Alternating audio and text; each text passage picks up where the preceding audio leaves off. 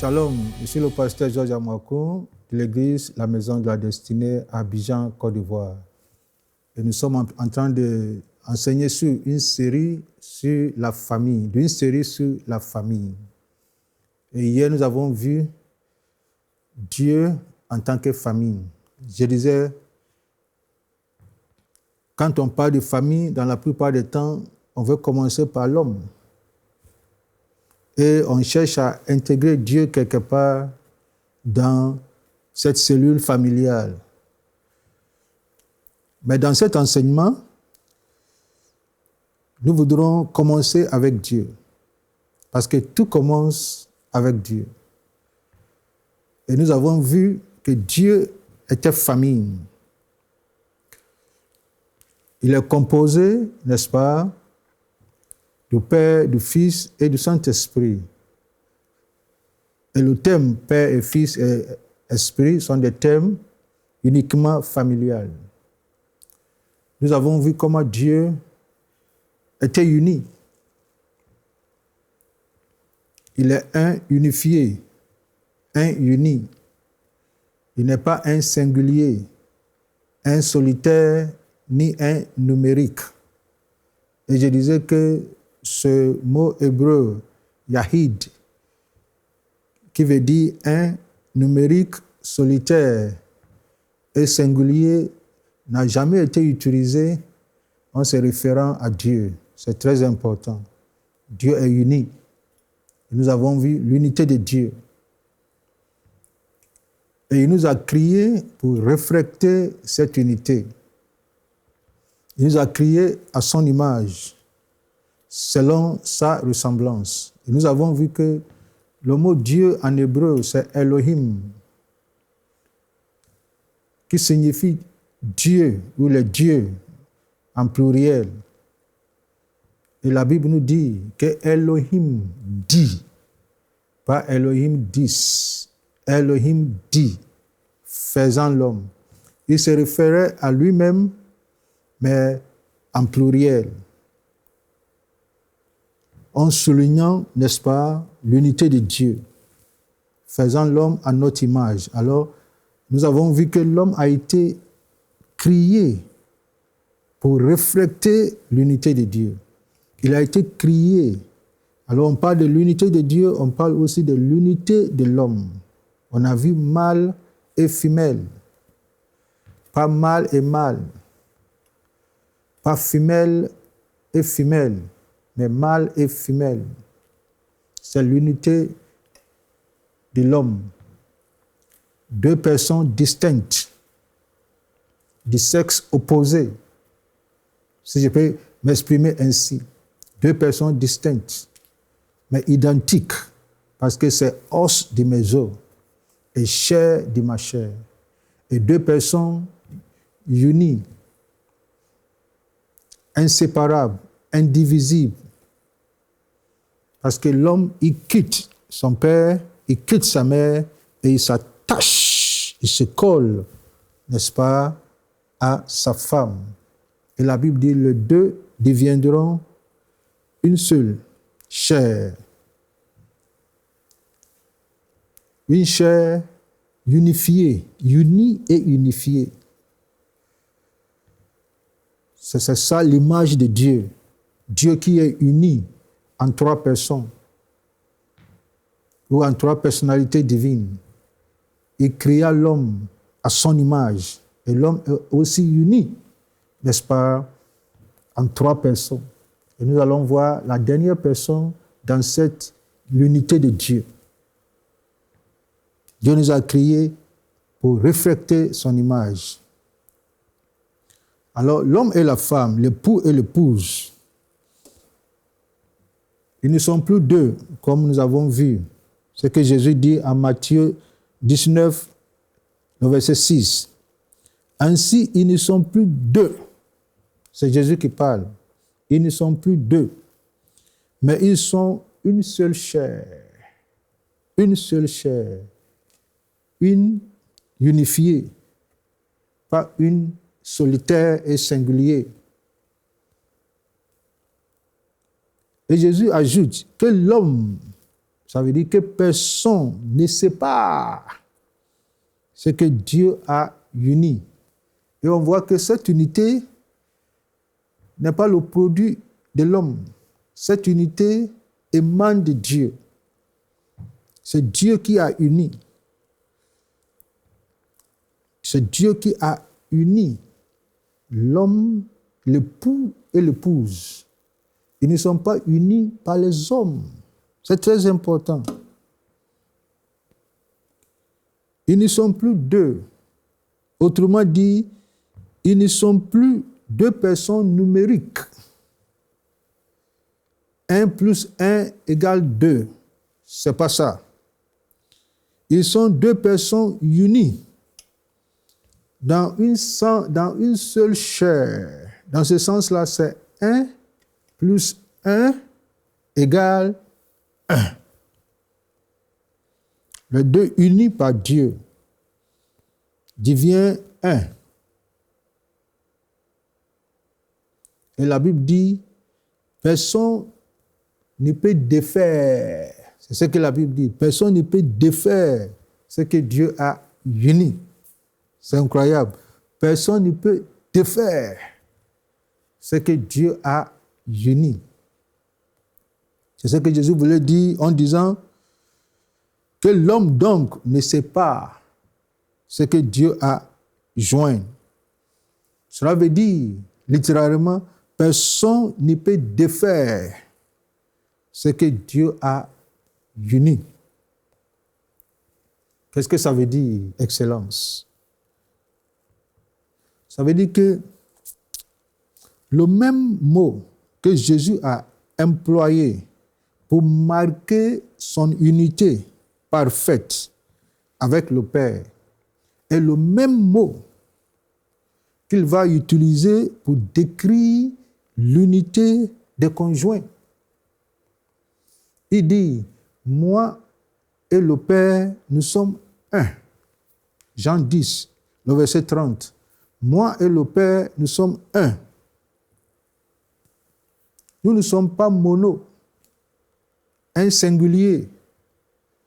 Nous sommes un unifié. Nous sommes unis et unifiés.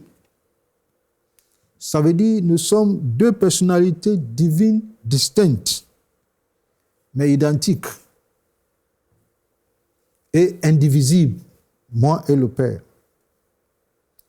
C'est le même mot grec que Jésus va utiliser pour décrire l'unité de l'homme. Matthieu 19, le verset 5. C'est pourquoi l'homme quittera son père et sa mère et s'attachera à sa femme, et les deux deviendront une seule chair. Le mot seul, dans ce contexte, c'est un, H-E-N, en grec, qui correspond à Echad, à Ehad. Un seul unifié, qui est opposé à mono, qui correspond, lui, à Yahid, un seul singulier et numérique. Alors, qu'est-ce que Jésus voulait dire? Il s'agit donc de deux personnes, homme et la femme, époux et l'épouse, qui sont distinctes, mais bien que distincts, ils sont divinement unis. N'oubliez pas ça, ils sont divinement unis et unifiés d'un lien inséparable, indivisible et indissoluble. Oh, c'est incroyable. Voici l'unité de l'homme. Il a été créé pour refléter l'unité de Dieu sur la terre. Dieu nous a créés pour refléter son unité, son harmonie, son attente sur la terre. Et j'entends Jésus dire que ton règne vienne, que ta volonté soit faite sur la terre comme au ciel. L'apôtre Paul dira, c'est un mystère. Et ce mystère est grand. Parce qu'il s'agit de Christ et de l'Église. Qu'est-ce que ça veut dire, Excellence? Paul nous dit, ce mystère d'unité de l'homme est grand. Parce qu'il s'agit de l'unité de Christ et de son Église.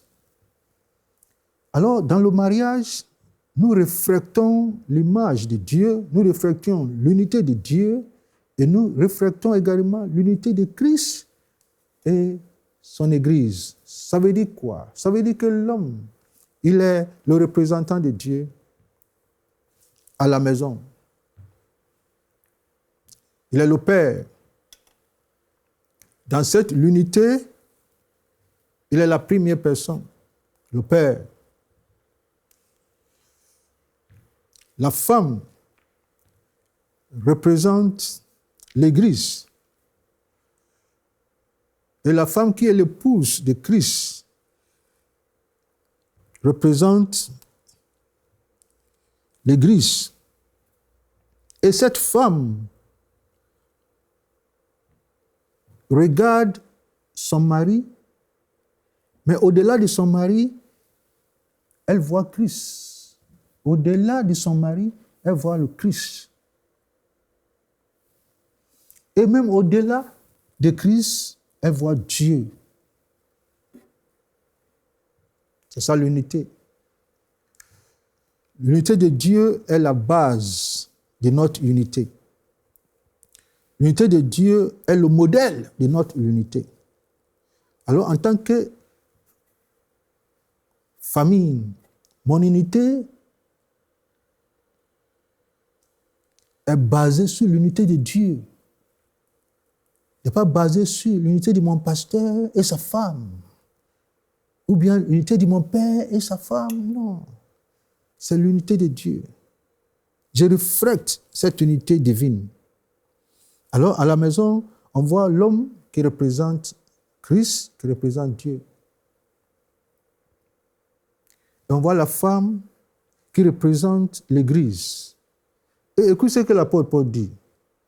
Il dit, l'homme, toi, homme physique, aime ta femme, aime ton épouse, comme Christ que tu représentes a lui aussi aimé, n'est-ce pas, l'Église qui est son épouse. Christ a aimé son épouse. Et il me dit, Georges, aime Georgielle, ta femme, comme moi, j'ai aimé, moi, ma femme, qui est l'Église. Alors Christ est mon modèle. C'est un mystère, cette unité. C'est un mystère. Et c'est cette dimension de l'unité que Dieu nous appelle. Et c'est cette unité qui fait trembler, dit l'apôtre Jacques, les démons. Alors si on veut faire trembler les démons, si on veut résister au diable, la réponse est claire, c'est de refléter l'unité de Dieu. De refléter l'unité de Dieu. Alors, la femme doit regarder au-delà de son mari et voir le Christ, et même au-delà de Christ et voir Dieu le Père. C'est ça. Et l'homme aussi, il véhicule l'amour de Dieu, l'amour que Christ a donné à son Église. C'est cet amour-là, l'homme véhicule de manière horizontale envers sa femme. C'est ça le mariage et c'est ça l'unité de Dieu. Et comment Christ a aimé sa femme? Comment Christ a aimé l'Église? La Bible dit, alors que nous étions pécheurs, Dieu a manifesté son amour pour nous. Ce n'est pas quand tout va bien. Ce n'est pas quand elle fait ce que je veux. Non. Mais alors que nous étions pécheurs, j'ai l'habitude de dire que la femme la plus têtue au monde, c'est la femme de Christ, l'Église. Mais c'est la femme la plus aimée. Parce que l'amour de son mari envers elle ne dépend pas de ses caprices. Il ne dépend pas de ses comportements. Et c'est cet amour que Dieu nous appelle à véhiculer, nous les hommes, envers nos femmes. Envers nos femmes. C'est ça l'unité de Dieu. Et Paul dit, ce mystère est grand. Je dis cela par rapport à Christ et à l'Église. La femme aussi, dit la Bible, et dit l'apôtre Paul, elle est priée à se soumettre à son mari comme elle se soumet à Christ. Cela veut dire simplement, quand la femme se soumet à son mari, elle se soumet à Christ. C'est ce que ça veut dire. Quand elle se soumet à son mari, elle se soumet à Christ. C'est à cause de ça, au-delà de son mari, au-delà de ton mari, vois le Christ.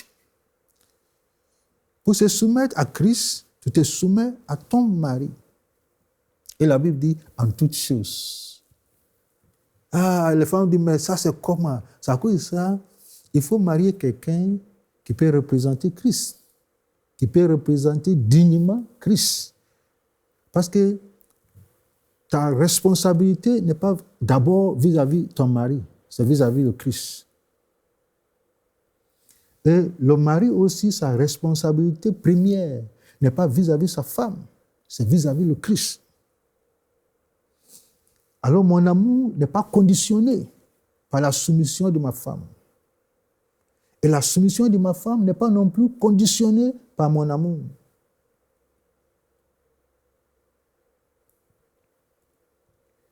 Qu'elle se soumette ou pas, je dois véhiculer l'amour de Dieu. Et de la même manière, s'il aime ou pas, je dois me soumettre en tant qu'épouse à mon mari. Parce que je le fais pour Christ, pas pour lui. Et écoute ce que Jean dit. Comment tu peux aimer Dieu que tu ne vois pas et tu vas haïr, détester l'homme que tu vois? Non. C'est très important. On ne peut pas séparer l'époux de l'épouse. Non. C'est un lien indivisible. Et écoute-moi, Excellence. On ne peut que séparer l'époux et l'épouse. Je reprends. On ne peut que séparer l'époux et l'épouse le jour où on séparera le père du fils et on séparera également le Christ d'avec l'Église. Ce jour-là, on peut séparer l'époux de l'épouse. Pourquoi, pasteur? Tout simplement parce que le même lien qui unit le Père et le Fils, le même lien qui est le même lien qui unit le Christ et l'Église, c'est le même lien qui unit l'époux et l'épouse.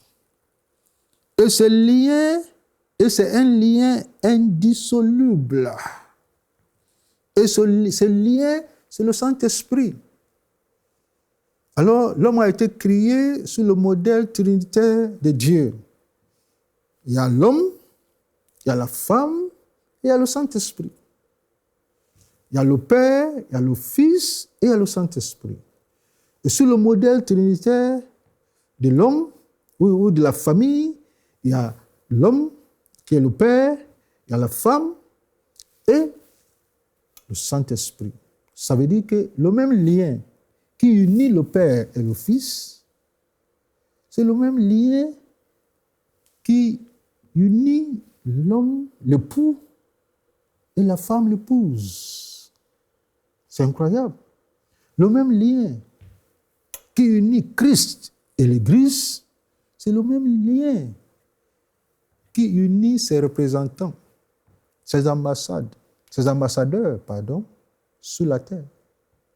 Et Christ est représenté par l'homme et la femme est représentée par le Christ, par l'Église. Et c'est le même lien qui lie Christ et l'Église qui nous lie. C'est à cause de ça la Bible nous dit aime ta femme comme Christ. Parce que cet amour, c'est l'amour de l'esprit. Tu vas manifester le fruit de l'esprit. Et le fruit de l'esprit ne dépend pas des comportements de la chair. La joie de l'esprit ne dépend pas des circonstances. Et la paix de l'esprit ne dépend pas des circonstances. Voici le même lien. On n'est pas lié par le sang,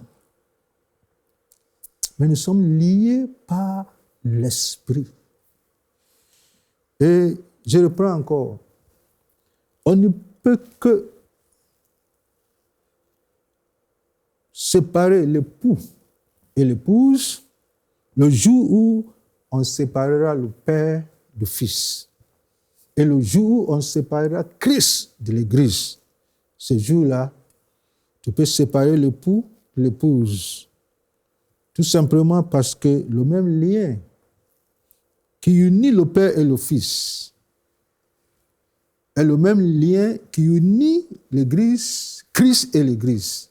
Et c'est le même lien qui unit l'époux et l'épouse. Il ne faut pas oublier ce que Dieu a uni. La Bible n'a pas dit ce que le pasteur a uni ou ce que le maire a uni. Mais la Bible dit ce que Dieu a uni, que personne, que ce soit un juge ou je ne sais pas qui, ce que Dieu a uni, que personne. Ça veut dire que l'unité de Dieu est la base de l'unité de la famille. L'unité de Dieu est le modèle de l'unité de la famille. L'unité de Dieu est la base, le fondement de l'unité de l'Église. L'unité de l'Église n'a rien à voir avec le sang. Lesquels sont nés non du sang, ni de la chair, et ni de la volonté de l'homme, mais ils sont nés de Dieu. Et Excellence, écoute ce que Jésus dit en Jean 17, le verset 11. Je ne suis plus dans ce monde, je ne suis plus dans le monde. Et ils sont dans le monde. Et je vais à toi, Père Saint.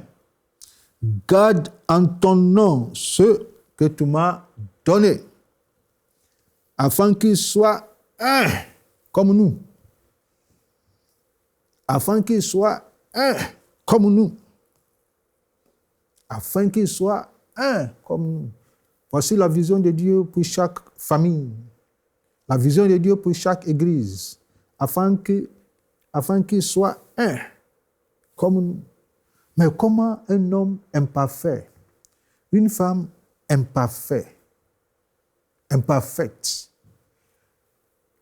comment ces deux personnes imparfaites peuvent être unies?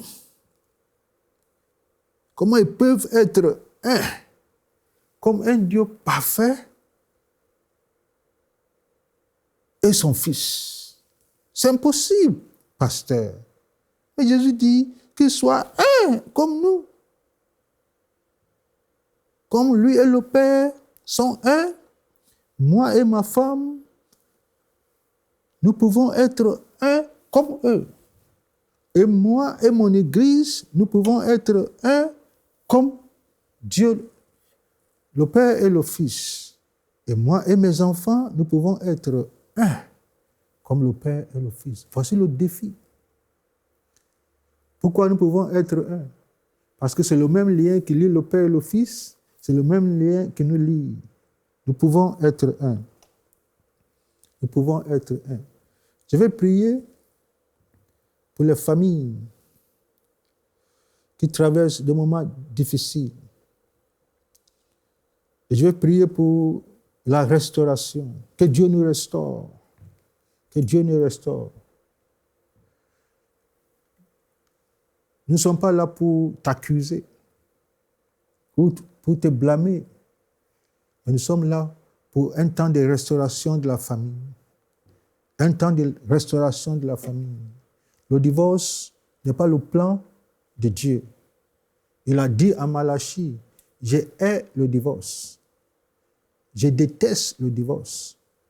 Tu ne peux pas aimer quelque chose que Dieu déteste. Et tu ne peux pas dire que Dieu t'a dit de laisser une femme parce qu'elle est sorcière. Dieu ne va pas te dire de faire quelque chose qu'il déteste et que sa nature déteste. Si elle est sorcière, délivre-la. Ou bien fais délivrer. Fais-la délivrer. On peut restaurer. Parce que Dieu nous a créés pour réfracter. Notre première responsabilité, c'est vis-à-vis Christ, pas vis-à-vis elle ou lui. C'est ça, l'unité de la famille.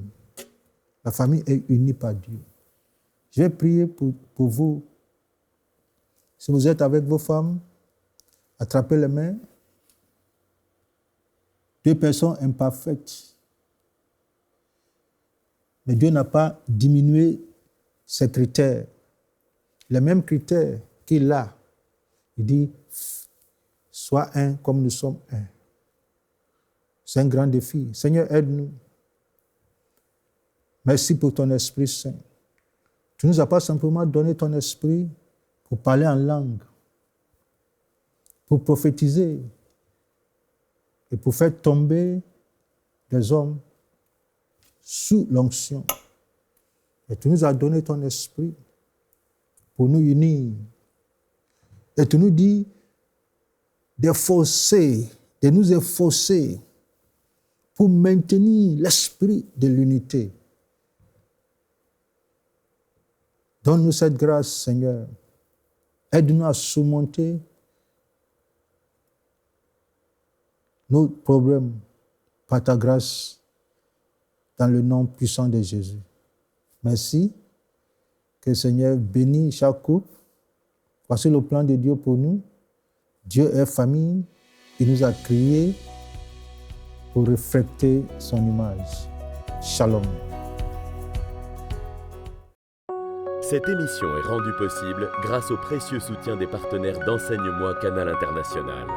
Retrouvez tous nos programmes sur enseigne-moi.com.